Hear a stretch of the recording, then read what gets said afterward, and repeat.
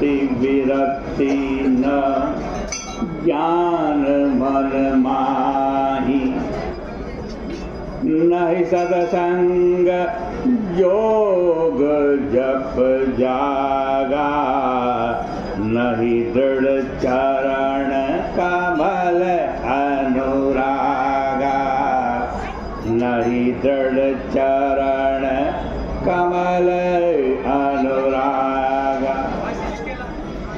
सोचने लगे मेरे भगवान को पाने के लिए, क्या चाहिए? सबसे पहले भरोसा, दृढ़ भरोसा। वो भी मेरे अंदर नहीं, तो तीक्ष्ण मुनि कह रहे हैं। भक्ति चाहिए, वो भी नहीं है। वैराग्य चाहिए, वो भी नहीं है। ज्ञान चाहिए, वो भी मेरे अंदर नहीं है। सत्संग चाहिए, वो भी नहीं है। योग चाहिए, जप चाहिए, इनमें से कोई गुण मेरे पास नहीं है जिनसे भगवान प्रसन्न होते हैं। और जब कोई गुण नहीं मिला तो सोचने लगे कि अब प्रभु के पास जाऊं या ना जाऊं। परंतु अंत में उन्होंने विचार किया कि मेरे पास भले ही प्रभु को प्रसन्न करने लायक कोई गुण न हो, पर जिनके पास मैं जा रहा हूँ उनकी तो ऐसी आदत है, उनका तो ऐसा स्वभाव है। कैसा स्वभाव है भगवान श्री राम जी का?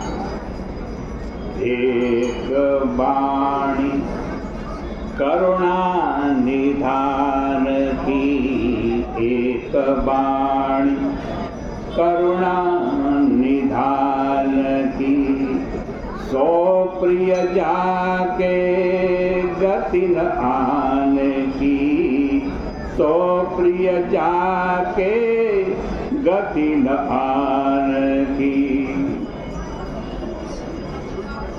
जो दिन है वे जो दीन है, दरिद्र हैं, जिनके अंदर कोई गुण नहीं है, वो भगवान को बड़े प्यारे हैं, राम जी को वो बड़े प्यारे। इसलिए ओ हरि सुफल आजू मम लोचन।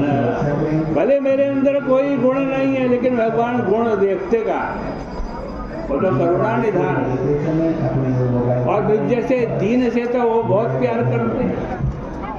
इसलिए ओ हरि सुफल आजो मम लोचन, देखी बदन पंकज भव मोचन, देखहि बदन पंकज भव मोचन। आज मुझे भगवान के दर्शन अवश्य होंगे। मैं उनके मुख कमल को, जो संसार के बंधन से मुक्त कराने वाला, अवश्य देखूंगा। और उसके बाद जो दशा हुई सुतीक्ष्ण की, उसका वर्णन करते हुए वो स्वामी जी कहते हैं, ऐसा प्रेम में भर गए सुतीक्ष्ण मुनि, ऐसे प्रेम में भर गए। और प्रेम में भरने पर क्या हुआ कि देसी और विदेशी, देसी और विदेशी पंथ नहीं सूझा, देसी और विदेशी पंथ नहीं सूझा। दौड़ तो रहे, किस दिशा में जाऊं, इस दिशा में जाऊं, उस दिशा में जाऊं, पीछे जाऊं, आगे जाऊं, उस जगह भगवान मिलेंगे। ये पंथ ही, ये रास्ता ही नहीं सोच रहा किधर जाऊं। दिशाएं भूल गई, पूर्व पश्चिम उत्तर दक्षिण आदि कुछ भी नहीं याद रहा। लगता तो यही है कि सुतीक्ष्ण मार्ग में जिस मार्ग पर चले थे वो मार्ग भी भूल गए और इस प्रकार भटक गए। और भाई बहुधा यह देखा जाता है कि जीवन पथ में कुछ लोग भटक जाते हैं और कुछ लोग अटक जाते हैं। इस संदर्भ में अटक जाने का दृष्टांत बंदरों का। बंदर बेचारे सीता जी की खोजी में चले, समुद्र के किनारे अटक गए, कैसे जाए। यद्यपि कुछ लोग तो रावण की तरह सीता जी को गलत पद्धति से प्राप्ति किए हुए दिखाई पड़ते हैं। उन्हें लगता है कि सीता जी को हमने पा लिया, पर यह सर्वनाश की पद्धति है।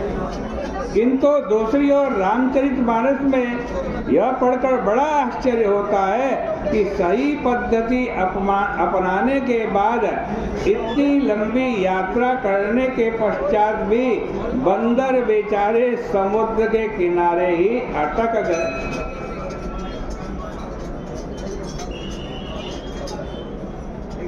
आगे जाकर भी सीता जी की प्राप्ति नहीं कर। श्री सीता जी को आप चाहे मूर्तिमान भक्ति कह लीजिए, चाहे शांति कह लीजिए, चाहे माया कह लीजिए, चाहे शक्ति कह लीजिए, पर बंदरों के समान ही सीता जी की खोज में सारे संसार के लोग लगे हुए हैं। लेकिन जो श्रेष्ठ लोग हैं उनमें से अधिकांश समुद्र के किनारे जाकर अटक जाते हैं।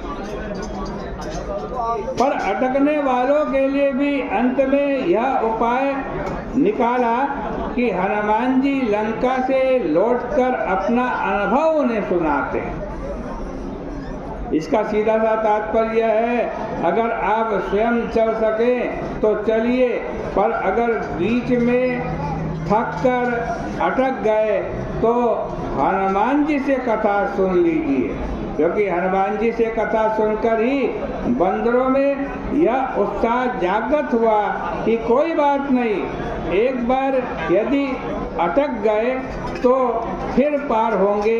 इसलिए सारे बंदर पहले तो लौट जाते हैं और नए सिरे से पुनः भगवान के साथ यात्रा करते हुए फिर से समुद्र के किनारे जाते हैं।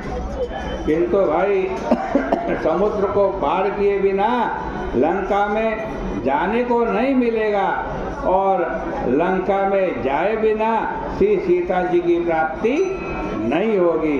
परंतु यह समुद्र तथा लंका का आध्यात्मिक स्वरूप क्या है, और सुतीक्ष्ण मुनि भी जो भटक गए हैं उनका आगे क्या हुआ, ये कल की चर्चा में कहेंगे। आज की चर्चा का यहीं विराम करते हैं, समय परिपूर्ण हो रहा है।